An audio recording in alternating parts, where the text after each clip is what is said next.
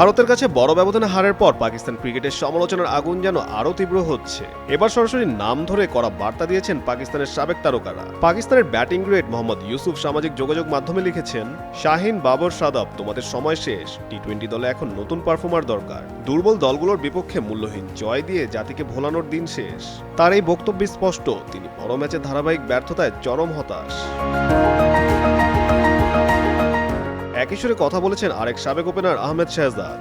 ভারতের বিপক্ষে পারফরমেন্সকে তিনি করুণ ক্রিকেট বলে আখ্যা দেন। সরাসরি বলেন, একই পুরনো মুখ, একই পুরনো ফলাফল, দয়া করে জাতিকে আর বোকা বানাবেন না। সাবেক পিসিবি চেয়ারম্যান রমিজ রাজাও কম যাননি। পাকিস্তানের ব্যাটিংকে তিনি একটি বড় বিপর্যয় হিসেবে উল্লেখ করেন। তার মতে ভারত গত কয়েক বছর ধরে প্রায় একই বোলিং আক্রমণ নিয়ে খেলছে, অথচ পাকিস্তানের ব্যাটাররা সেই অনুযায়ী নিজেদের উন্নতিই করতে পারেননি। ভবিষ্যৎ হোক নিরাপদ, বিনিয়োগ হোক বিশ্বস্ত, আর আমার পছন্দ সল্ট বে। ওয়েলকাম টু সল্ট বে।